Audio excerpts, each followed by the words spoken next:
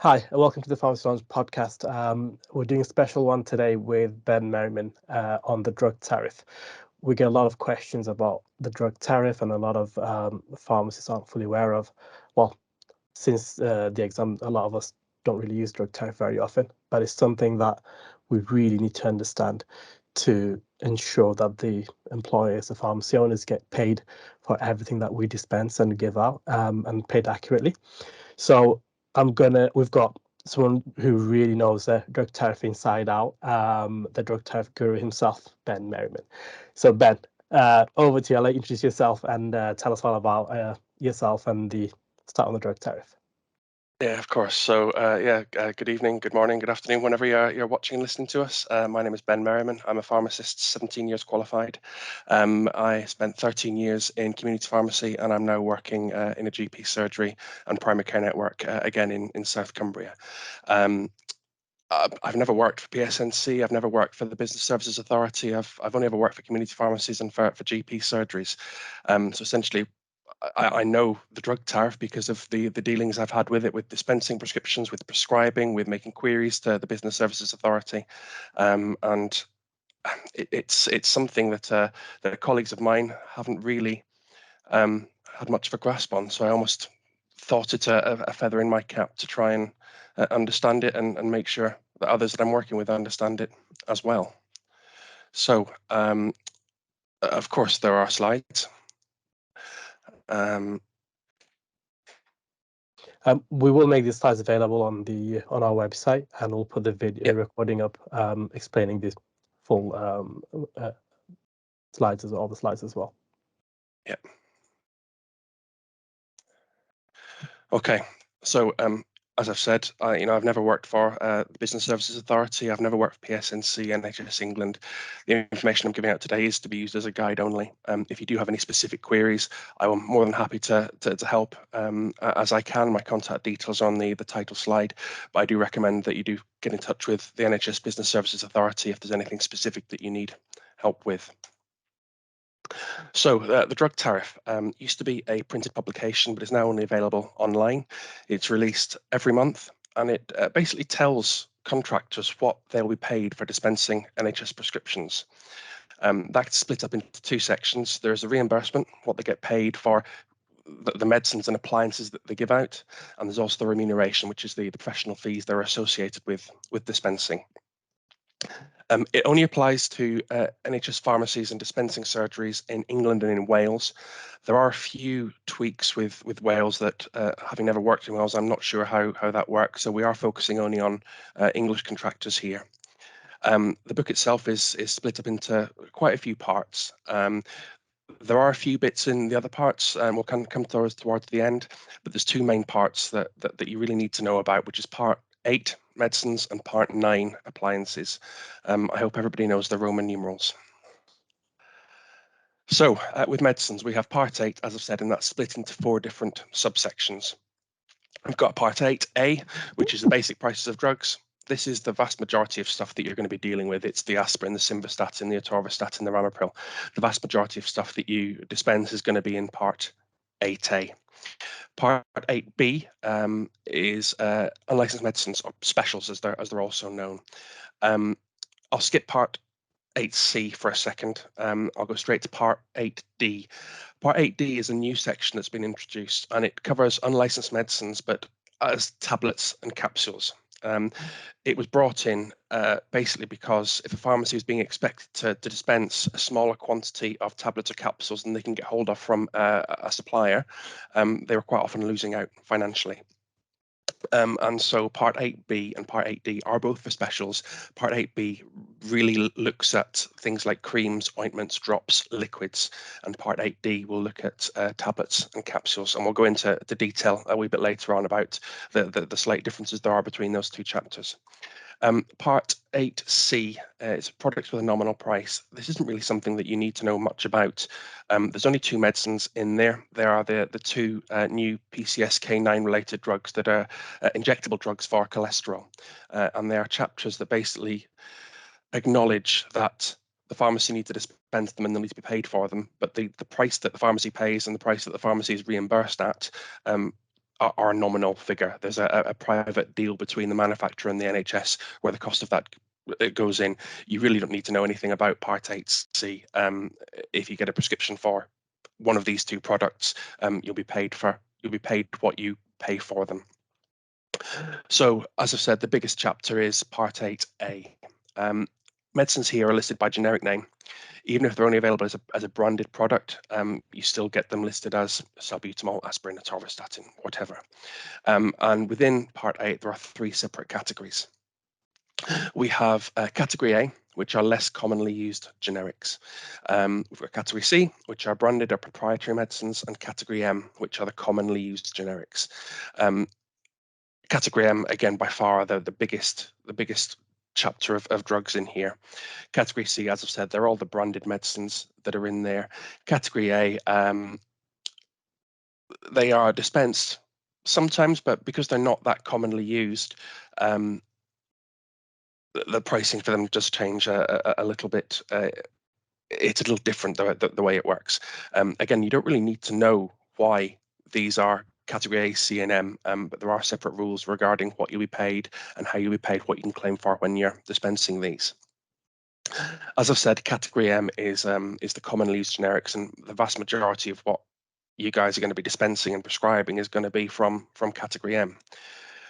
Category M is a bit of a well, it depends who you talk to. Some people don't like the term Category M because usually it involves having clawbacks taken back from pharmacies. As part of the NHS pharmacy contractual framework, exactly £800 million is guaranteed purchase profit. That forms part of what pharmacies are paid by the NHS to provide pharmaceutical services. The problem comes from when the Department of Health and Social Care adjusts the prices of medicines to account whether that £800 million target is being hit or not. If Department of Health can see that pharmacies are making more money than they would expect to, they use Category M to adjust that amount, both up and down.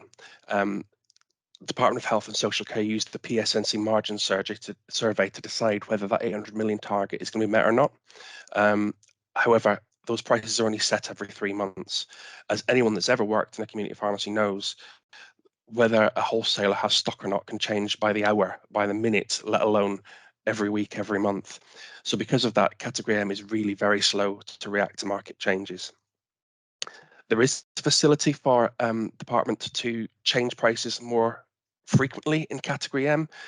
We've only seen that 2 or 3 times, and that tends to be where there's massive savings to be made with blockbuster drugs, things like pregabalin and atorvastatin. When they came off patent, the price absolutely tumbled, and PSNC agreed to introduce a Category M much sooner than was scheduled, just to try and save contractors from having to take such a massive hit. Obviously, they will have made much more money in the months dispensing pregabalin and atorvastatin based upon Lyrica and Lipitor prices, but that money would then get clawed back. And so to try and help contractors manage cash flow, PSNC and the DH agreed to do that more frequently. As I've said, the system is very slow to react. And it's becoming increasingly common nowadays for pharmacies to be unable to get medicines at or anywhere near the tariff price, let alone below the tariff price. It is really important. If anyone has problems getting hold of any medicines at the drug tariff price, they do need to let PSNC know. Please don't assume that somebody else will do it, that head office will do it, that somebody did it yesterday. The more information that PSNC have regarding the prices of medicines, the more information they have to lobby the Department of Health and Social Care and get these price concessions sorted. Price concessions do last for the entire month. So if you dispense a prescription on the 3rd of the month and the concession isn't agreed until the 20th of the month, it does apply for the whole month. Everything dispensed in that month for that medicine will be reimbursed at the tariff price. It does cause havoc with contractors. It is unfair, the fact that you have to dispense a medicine and hope that PSNC are going to get a price concession that actually reflects the price that you're paying. Regrettably, a contractor cannot refuse to dispense a medicine if they are faced with making a loss.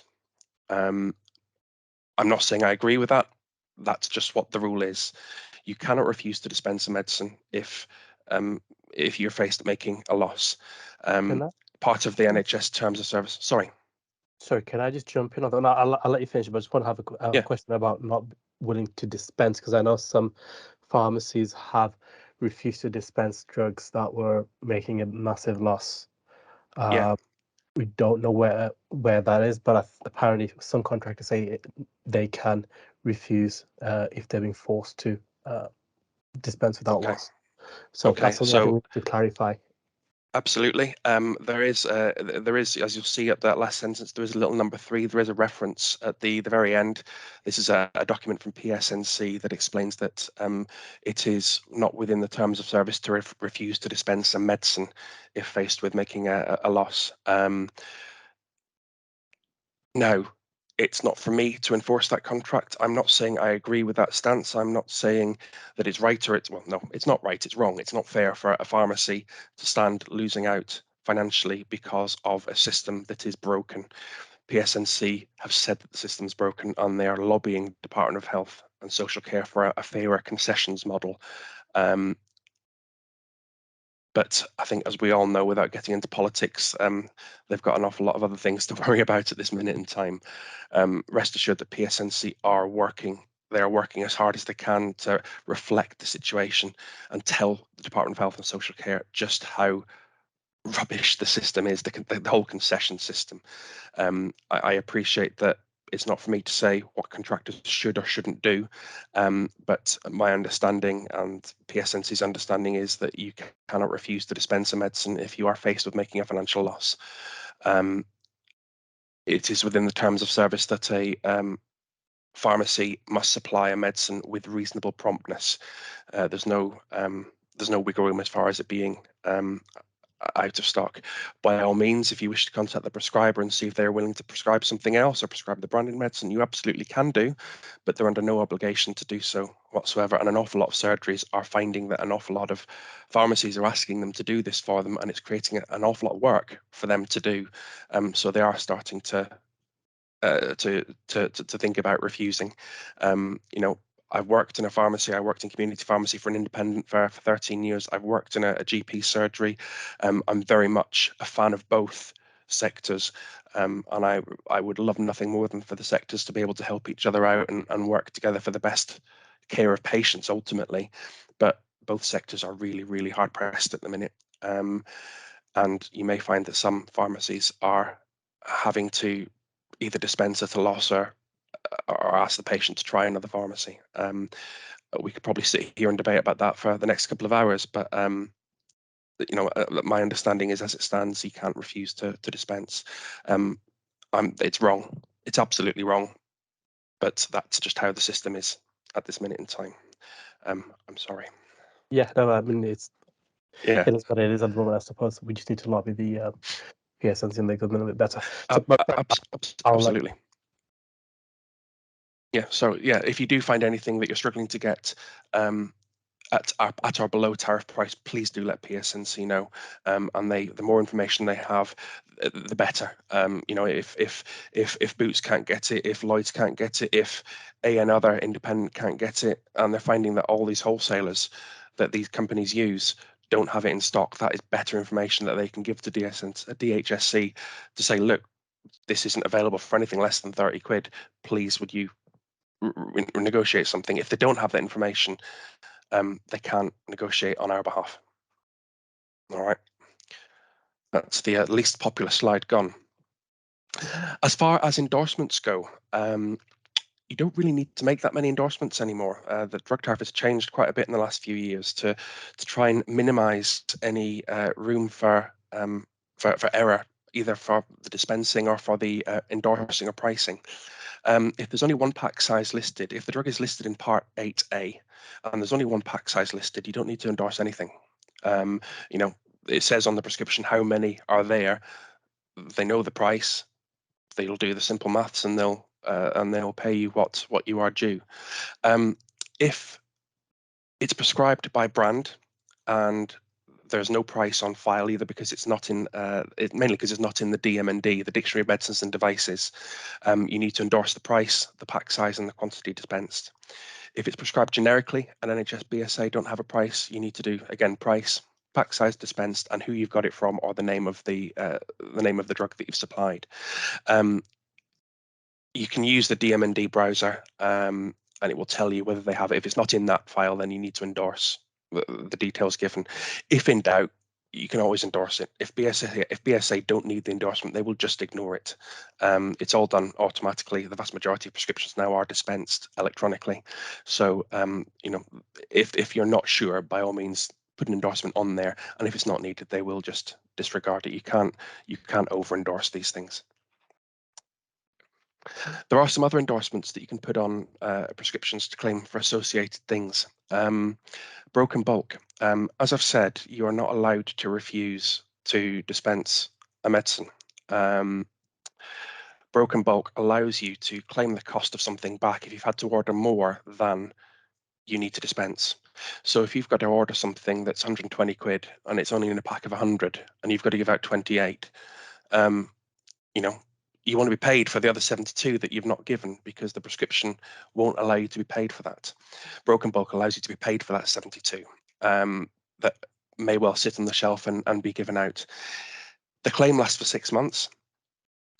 If you do dispense that item in the next 6 months, there will be a record kept of it, and NHS BSA simply won't pay you the ingredient cost until those 72 have been used, if that makes sense. If you end up having to use the same pot 6 months later, then your quid's in. But the broken bulk endorsement basically allows you to claim payment for anything that you have left when you are dispensing a medicine. You can't do this for all medicines. You can do it for any medicine that's in category C of the drug tariff. Category C is the branded medicines. However, you can't do it for a generic medicine if it's in category A or M, unless the original pack, the smallest original pack, is 50 quid.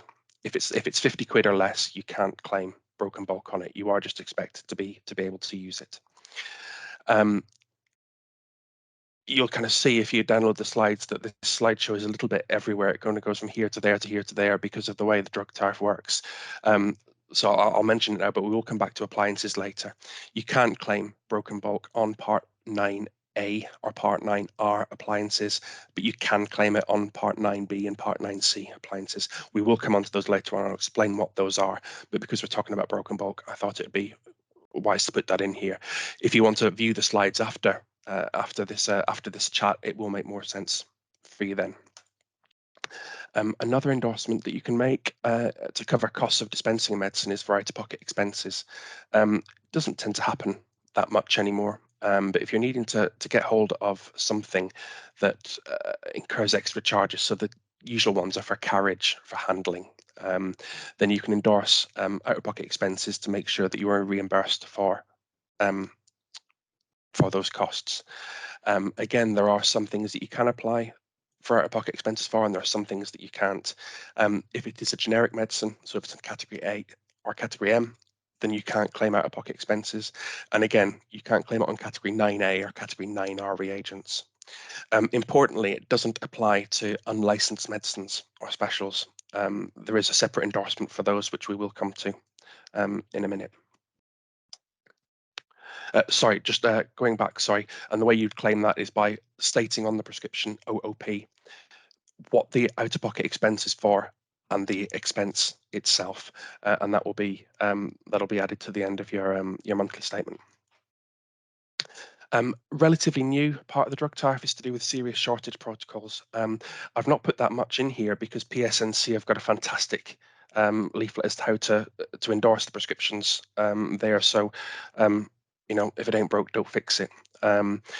For those, I'm sure everyone that works in a pharmacy now will know what a serious shortage protocol is. It's basically a legal instrument that allows you to supply something other than what is prescribed based upon a government agreement that says that you can't get this, you can have this instead.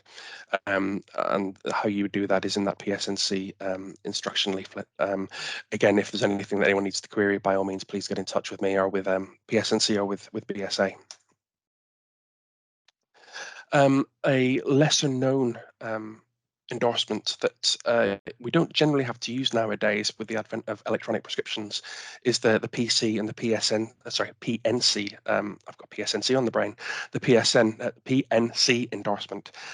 If you were to get a handwritten prescription that didn't have a quantity on it, if the quantity wasn't apparent from the prescription, so if it was to say 4 times a day for a week, if you can't work out that it's 28 days or it's 56 days or it's 7 days or whatever based upon the instructions, then essentially the prescription is invalid and you need to contact the prescriber to find out how many they want. You are expected to contact the prescriber, and as long as you can get in touch with them and clarify what quantity is needed, you can sign and date the prescription with the endorsement PC, and then say what quantity it is you've supplied. If you're unable to contact the prescriber, you can still dispense the prescription, but you can only supply 5 days. That can't be done for controlled drugs, nor can it be done for temazepam. But at least it allows you to supply something until the patient somebody can get hold of the prescriber to find out what exactly it is that's wanted to be dispensed. With the advent of EPS, it really is that doesn't happen that often. It tends to be when GPs have their handwritten pad and they drop it off at a patient's home and they forget that. But it's not something that you'll use that often. One question I do often get asked, that the PC and the PSV endorsements can't be used to correct incorrect prescription information. So if you get a handwritten prescription for ramipril tablets and you can't get them and you want to give capsules instead, you can't use the PC or the PNC endorsement for that. You do need to get a new prescription or have the original prescription amended by the prescriber. Quantity to be supplied. Again, this has changed since I first qualified, and it used to be that we had much more wriggle room as professionals, and we could give, within reason, round up or down. Unfortunately, that isn't the case anymore. If you get a prescription for something, you are expected to supply the quantity that has been prescribed by the prescriber. There's 2 exceptions for that. One of them is for special containers. These are for containers where it wouldn't be reasonable or feasible to give a quantity other than a full pack. If you got a prescription asking you for 10 grams of hydrocortisone 1% cream, you're not expected to squeeze out 10 grams and shove it in a pot or into an empty tube. With special containers, they are marked with the square symbol in part 8A. The payment is automatically based upon the number of packs totaling the quantity prescribed, or nearest to the quantity prescribed. And importantly, if the quantity falls exactly halfway between 2 options, you must round down. You don't have any wiggle room here. That's how it is. If you need to give more because the patient needs more, then you do need to get a new prescription. If you endorse it saying that you've given 2 packs, NHS BSA will disregard it. That's just how it works. It is set in stone that if it's a special container and it's exactly halfway, the contractor should round down, and that's just how it is. Again, I'm not saying that's right. That's just how the system works. As I've said, it normally applies to tubes of things and to sterile products and aerosols like in inhalers, but there are a few exceptions. Alendronic acid tablets are a special container. If you get a prescription asking for 5 tablets, you'll be paid for 4. If you get a prescription for 7, you'll be paid for 8. That's just how it is. They are regarded as a special container, and you should supply the quantity that is prescribed the quantity nearest to an original pack that is prescribed, making sure that you round down if it's exactly halfway. The same can be said of leflunomide tablets, fluoxetine solution, levetiracetam solution, all these things. They should be rounded up or down to the nearest pack. The last in that list is multiphasic contraceptives and HRT. This applies to the pill or HRT where there are 2 different kinds of tablets in it. So you take the pack out and there's white pills and there's red pills, or there's yellow pills and there's white pills. You don't know which ones the patient's going to need. So they are regarded, each individual strip is regarded as a special container. You're not expected to cut those down. You are expected to round up or down to the nearest quantity. This kind of does lead to some issues with certain medication. We all will have had experience of patients that get daily prescriptions or weekly prescriptions. I think here some professional discretion is required, and probably some liaising with the surgery. If you've got a patient that is given alendronic acid tablets once a week and they only get prescription for one at a time every week, it might well be that you need to dispense the first one and then not dispense the next three to make sure you're not overclaiming. Again, it's not the best way of doing things, but that's the way the system does it. I think as long as the patient gets what they need, as long as everybody in the pharmacy knows what they're doing, and that you are doing what you can to make sure you're not fraudulently claiming or misclaiming for medicines that you haven't given, that will be fine. The other recent example is with sodium valproate. They've all become special containers as well, the nearest strips of 10. If you get a prescription asking for 14, you're only going to get paid for 10. So it might be that you need to speak to the prescriber and say, we need a prescription for 20, only give the 14 and then dispose of the other 6 to make sure that you're not claiming for something that isn't being used. Try and come to some sort of arrangement with both the patient and with the GP surgery. But unfortunately, the system doesn't give you any room for professional discretion here. Again, sorry, I didn't make the system. A few minutes ago, I said that there used to be an awful lot more wiggle room in this system, and that was because there were things called calendar packs. If you got a prescription asking you for 28, for 30 atenolol tablets, and the pack was in a calendar pack, you could round to the nearest 28, so you weren't left with 26 or little bits and pieces left at the end. With EPS and the removal of prescriptions being scanned and priced manually, that went. So again, you are expected to dispense the quantity that has been prescribed unless it's a special container. You can always ask the GP to change it, and certainly there's a big push on having patients having the quantity all the same. So as opposed to having 28 of some and 30 of another and 31 of another, you can always speak to the GP and see if they'll bring everything in line. And certainly in my area, that is absolutely the case. GPs are very happy to do that because it makes things much easier for everybody concerned. I mentioned with special containers that you would always have to round down. There is a kind of special container, which is an antibiotic that requires reconstitution. So, your bottles of amoxicillin, erythromycin, clarithromycin, etc. Here, there is professional wiggle room. If you get a prescription asking for a quantity that isn't a full bottle or a mixture of full bottles, you can do one of 3 things. You can round down, you can give the exact amount, and then hope you're going to use the remaining 95 ml. Or remainder of whatever's left over, or you can dispense more to the nearest pack and give the patient instruction to dispose of any remainder safely. As long as you endorse what you have done, you'll be paid for that, and that's all listed in the drug tariff for the specifics.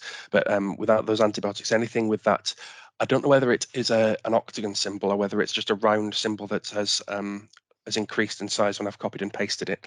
But anything with that symbol next to it, you can give more rather than having to round down. Obviously, it's important that the patient gets the full course of antibiotics, but it's equally important that they know that they need to dispose of any remainder.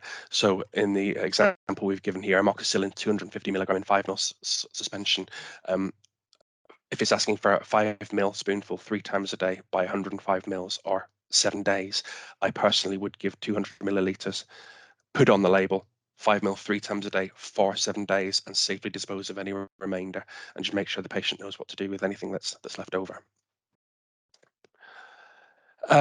So unlicensed medicines. As we said, there's 2 parts of the drug tariff that relate to unlicensed medicines or specials, and they are Part 8B and Part 8D. And as we've already said, the Part 8B tends to be liquids, drops, creams, and Part 8D is just tablets and capsules. The difference comes in how the reimbursement is worked out for these things. Starting with liquids, the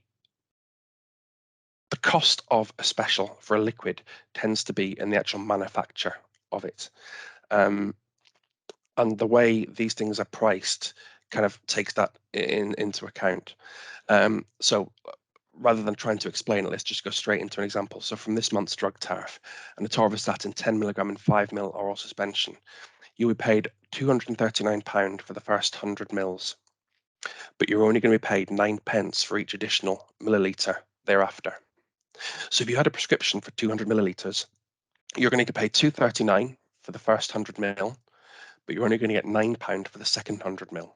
You will not be reimbursed £478. You're only going to get £248.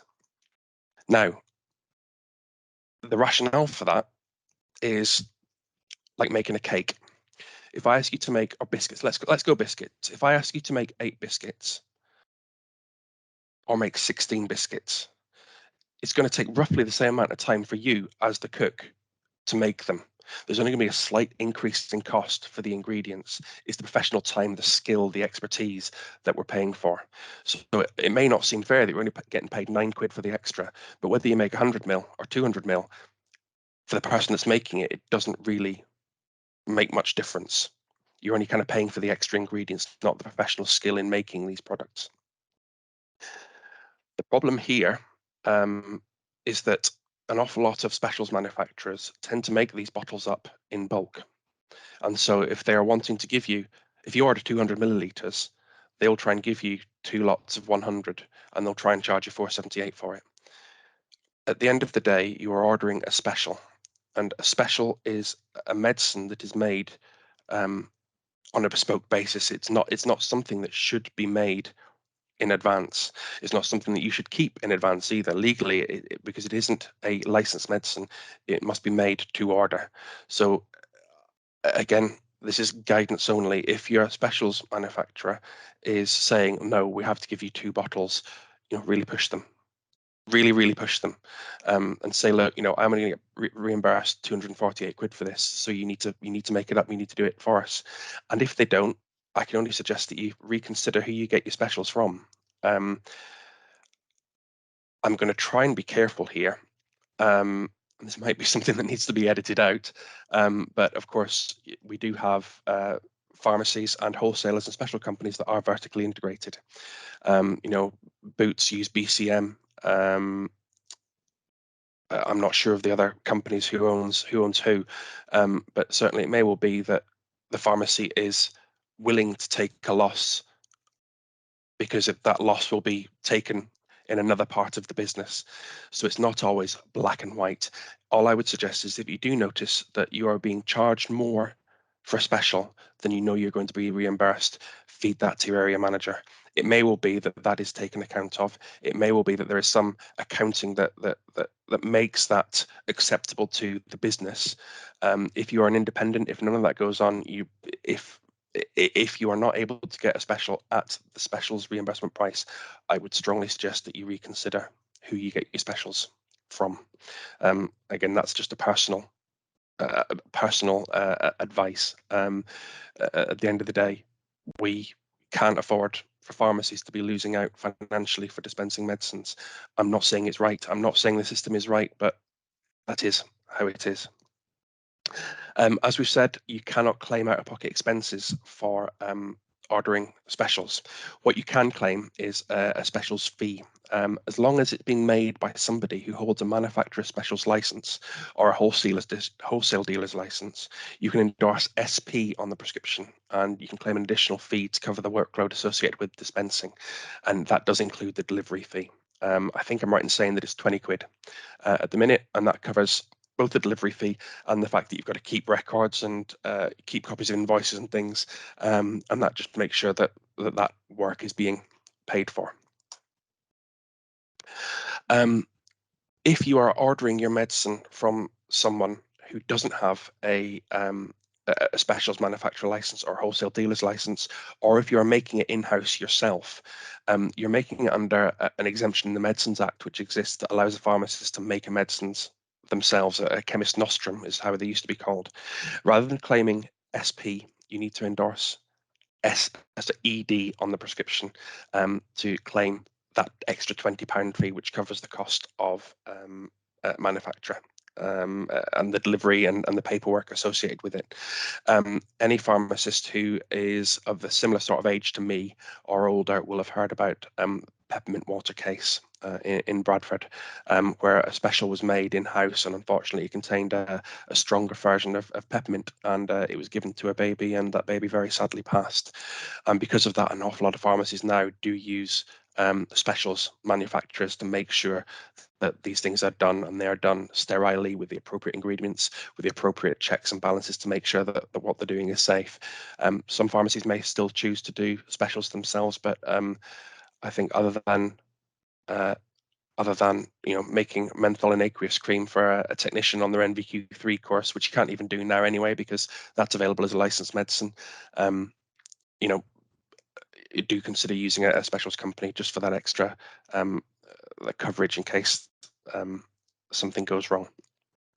Out-of-pocket expenses can't be claimed, as I've said, but if you're making the medicine in-house, you can claim broken bulk on the ingredients.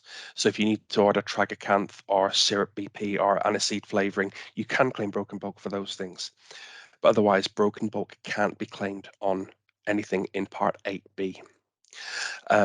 It used to be the case that all specials were in Part 8B, but an awful lot of specials increasingly now are as capsules or tablets, which meant that if you're having to order a pot of 100 of something and you're only dispensing 28, you were left with 72 very expensive tablets or capsules on the shelf. Because of that, Part 8D was introduced, and the difference between Part 8B and Part 8D is that you can claim broken bulk on these medicines. So if you dispense 28 melatonin 5 mg capsules and they only come in a pack of 60, you will be paid for the other 32. And the broken bulk rules work exactly the same way. The claim lasts for 6 months. And likewise with Part 8B medicines, you can claim either the SP fee or the ED fee if you've made it yourself or got it from somebody who doesn't have a license, who is acting under Section 10 exemption. And I've pretty much covered all that. Yeah, broken bulk can be claimed for those Part 8D. If you have a prescription for a medicine that isn't listed in Part 8B or Part 8D, and it is a special, then you do need to endorse quite an awful lot on here and do quite an awful lot of extra work. You obviously can claim SP to claim the additional fees. The endorsements that you need to make, you need to say what pack size you've ordered it from. You need to say what quantity you've ordered. You need to say what the invoice price on the product was. I should probably get rid of that, sorry. You need to get rid of the invoice. So you need to add the invoice price to the prescription, and it is vitally important that it is the bottom line price that you pay. So if you've had any discounts, if you've had any rebates, that must be knocked off that price. It must be the bottom line price that you put on that prescription. There are checks that are done to make sure that there is no that no rebates or discount are being applied, because there have been cases in the past where really quite outrageous amounts of discount or rebates have been applied retrospectively. And it was because of that that we do now have this specials tariff. You need to put on the prescription the manufacturer or the wholesaler's license number, and you also need to have the batch number on the prescription as well.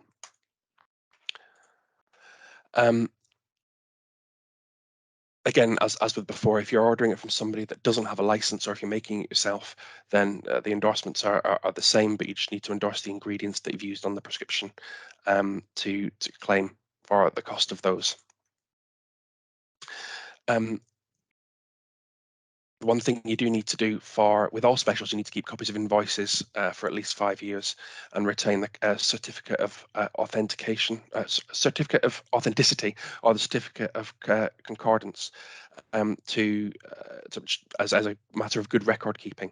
But it may well be that if you've supplied something that isn't in Part 8B or Part 8D, that NHS England or a body on their behalf will ask to see a copy of that invoice, or ask to see a copy of the COC or the COA to make sure that the price that you have endorsed and claimed for is the price that you have actually paid. So it's vitally important that you keep these because it is something that they are quite hot on. When you get the paperwork, you need to endorse the paperwork itself with the name and address of the pharmacy. It must be dated and initialed by the person dispensing it, and the price must be endorsed. If you can't get hold of a certificate of authenticity or a certificate of conformity, then you need to do that on the invoice. instead. And as I said, they must be kept to make in case they are requested by a licensing authority.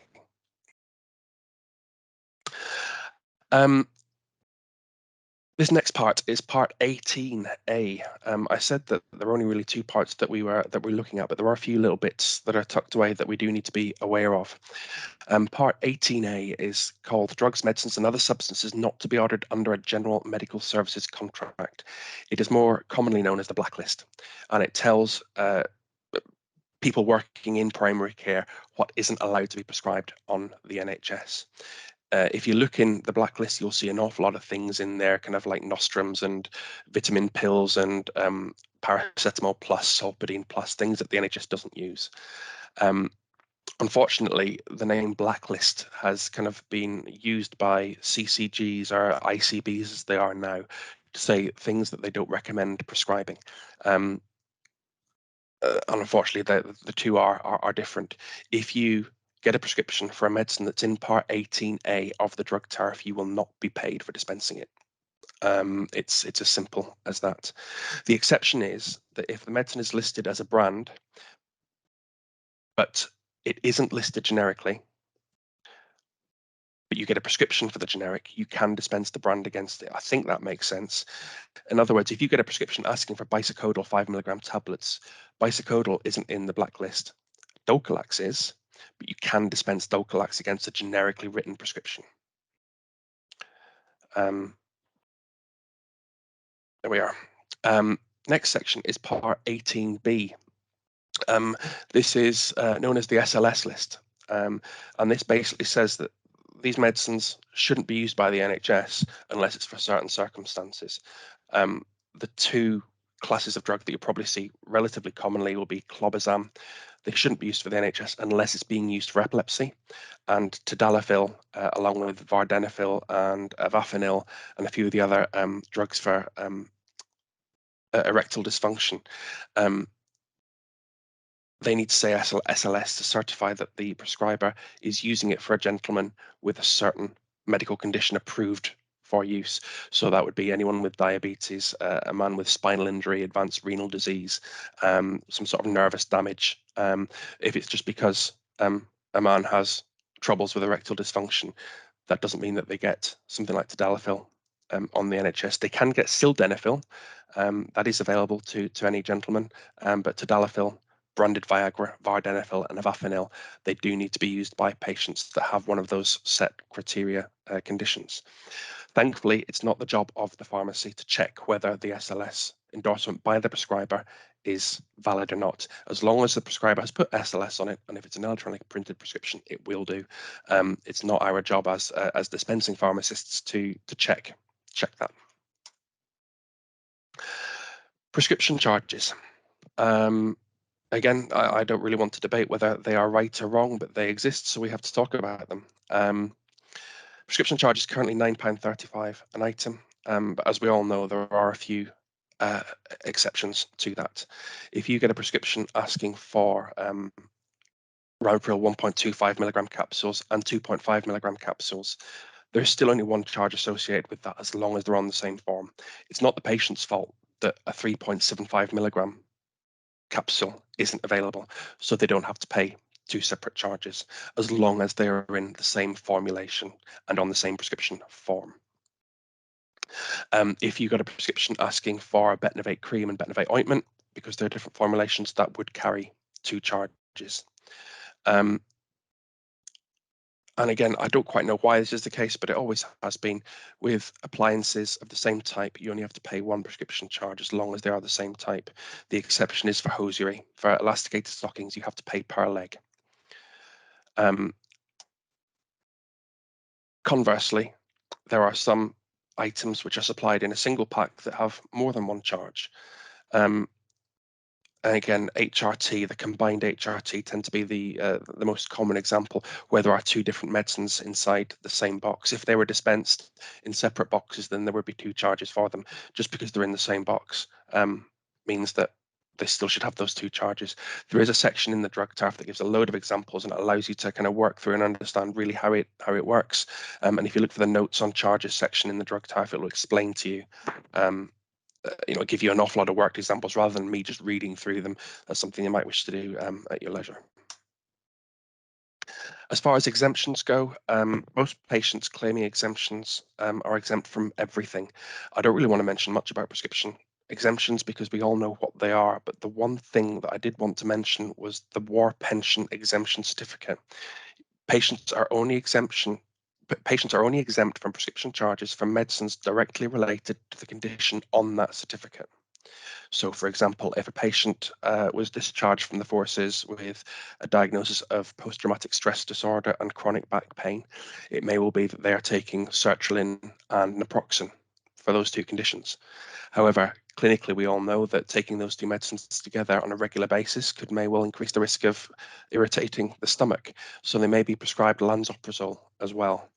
Because the patient doesn't have a stomach problem listed on their exemption certificate, they are not exempt from that one prescription charge.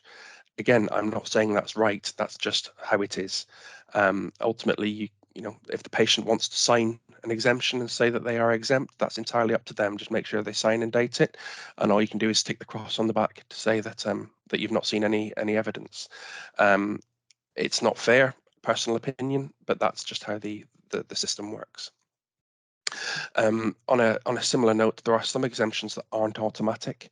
If you've got a patient who's under the age of 16 or over the age of 60, it is automatic that they get prescriptions free of charge. If they get certain benefits, it's not something they need to apply for, they are exempt. However, patients who get a maternity exemption or a medical exemption do need to apply for that. And usually the maternity exemption is done by the midwife and the medical exemption will be done by the GP. Maternity exemption lasts, I think, up to a year after the due date, and the medical exemption is generally for 5 years at a time. But a patient does need to reapply for the medical exemption if they're unsure if it's expired, it won't be done automatically for them. It does need to be done by somebody. Dental prescribing. Legally, a dentist can prescribe anything they want for any medical condition. There are a couple of exceptions, but we don't need to go into those. Generally, they can prescribe whatever they like. However, in order for their prescribing to be allowed on the NHS, there is a formula that they must follow, which basically lists medications that would be used in dental treatment, so antibiotics, mouthwashes, fluoride toothpastes. If a dentist needs to prescribe something that isn't on that list, they can always prescribe it privately, and that's what they would be expected to do. However, I would expect that a dentist that needed to prescribe something that wasn't on that list would maybe find something that was on the list instead. The list covers pretty much all the bases as far as dental treatments go. So it's not something that you will need to see that often. The other class of prescribers we have is known as nurse prescribing, but more accurately is known as community practitioner nurse prescribers. These clinicians aren't the same as a nurse independent or a supplementary prescriber. They will have done additional training, but not to the same level as an independent prescriber, and they tend to be the district nurses or health visitors. They can prescribe any of the medicines listed in Part 17B of the Drug Tariff, which again, it tends to be creams, emollients, an awful lot of P and GSL medicines in there. And they can also prescribe pretty much all of the appliances in Part 9. There are a few appliances, apologies for the formatting of this, but a little N with a circle next to it. If the appliance has got a little N with a circle next to it, they can't prescribe it. One thing that you do need to take care of is if they are prescribing any of the medicines listed in Part 17B, they need to prescribe them as long as they are only P. So a nurse prescriber can't prescribe more than 100 paracetamol tablets. There is one exception to this, which is nystatin. Nystatin oral solution is a POM. However, it has been written into statute that nurses can prescribe it on the basis that they do so on their own with their own professional discretion, and that if it's used in accordance with the directions on the prescription, it has zero bioavailability and it just passes straight through the GI tract. Quite why the same exception couldn't be made for pharmacists, I don't know, but there we are. Borderline substances. There is an awful lot of things that we dispense and prescribe on prescriptions that aren't medicines but do have medicinal use. certain creams, certain camouflages for people with scarring or birthmarks, an awful lot of nutritional supplements. The list of these are found in part 15 of the drug tariff. There are two lists. There's lists of all the products that are recommended along with the conditions, and then a list of the conditions with the product associated with them. The ACBS endorsement on the prescription by the prescriber certifies that the product is being used for one of those conditions. If that endorsement ACBS is missing, the prescription will still be passed for payment. But it may well be that the prescriber is asked by the CCG or by ICB or by NHS England or somebody to justify why they're prescribing something that isn't a medicine for a condition. And if the product isn't listed in ACBS at all, it is still allowed. If it is something that's not listed in ACBS, as long as it's not in the blacklist, like we said, it is still allowed. I'll very briefly go on to instalment prescriptions because, again, PSNC have got a fantastic reference relating to the blue FP10 MDA prescriptions. Basically, they allow up to 14 days worth of any Schedule 2 CD, any ibuprofen product, or diazepam to be prescribed and dispensed in instalments. One thing that I would urge pharmacists and technicians and everyone involved with these prescriptions to do is to make sure that the prescription wording satisfies the legal requirements. Not only does there have to be a total quantity in words and figures, the amount of the instalment needs to be specified and the interval to be observed when dispensing needs to be satisfied. The change, relatively recent change in this came about when pharmacies were supplying additional daily dose containers, and so they weren't being paid for doing the additional work associated with making daily dose containers. And this basically allows the pharmacist to endorse an additional PD dose for those daily dose containers. I've not gone into it here because, again, PSNC have done a fabulous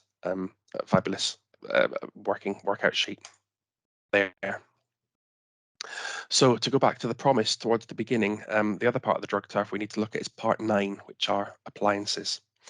An appliance is any product that has either the CE mark or the UKCA mark, as you can see up there.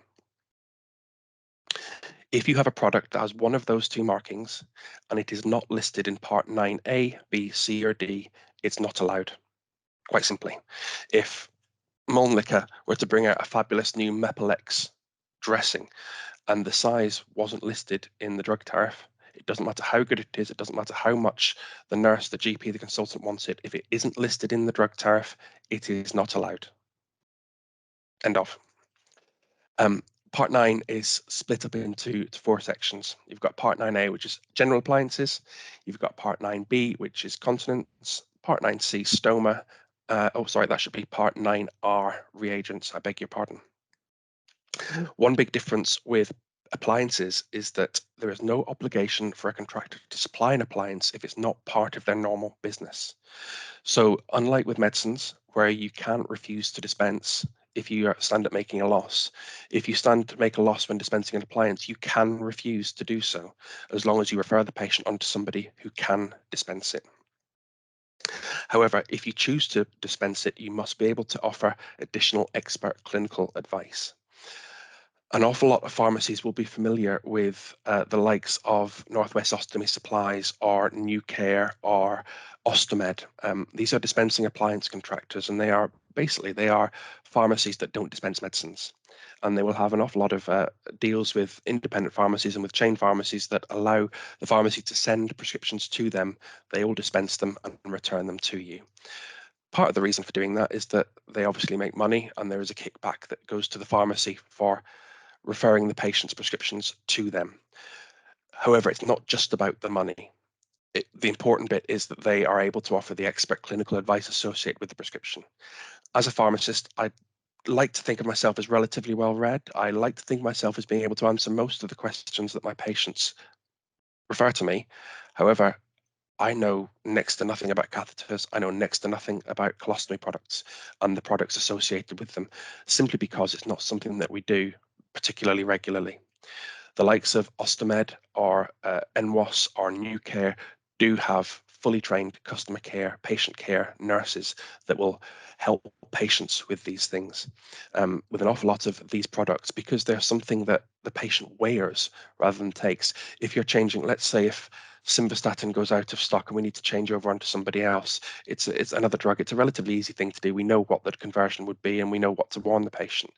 If all of a sudden a patient's catheter bag is out of stock, it's not as simple as, well, it's got the same length tube and it's got the same volume, because the way it sits on the body, or the kind of levers, the kind of taps that are on there, the way it interfaces with other associated accessories is, quite a tricky thing to know. And I will quite happily yield to any continence nurse or any stoma nurse and let them deal with those things. By using these contractors, it isn't just a financial agreement that they have. They will offer to do the expert clinical advice. They'll offer to cut down colostomy flanges or bags to the patient's required size. So, if you do choose to dispense an appliance, you must be able to offer that expert advice. As far as broken bulk and out of pocket goes, rather than just reading it out, it's easy enough to do it in a table. Part 9A, you can't claim broken bulk or out of pocket expenses on either of those things. Parts 9B and C, the continence and stoma applies, you can claim broken bulk and you can claim out of pocket. And for the reagents, you can claim broken bulk, but you can't claim out of pocket. As part of the deal with appliances, as I've said, you have to be able to offer the clinical advice. You must offer home delivery and things like dry wipes and disposal bags for anything that's classified as a specified appliance.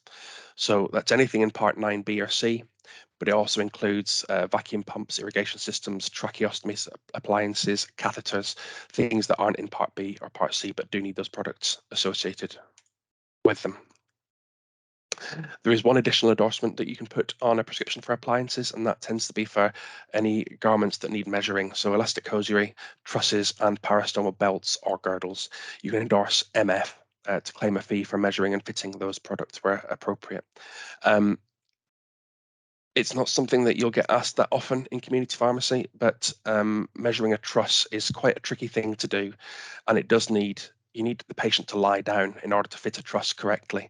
The vast majority of pharmacies will have a consultation room, but they won't necessarily have a couch or a bed for somebody to lie down and have that fitted.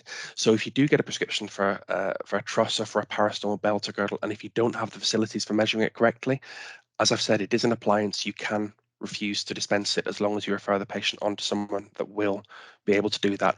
And most of the time, that'll be back to the GP surgery there. The practice nurses tend to be the people that I would refer to for doing that, simply because we don't have anywhere to do it. It's not a lack of knowledge; it's a lack of space and ability to do that.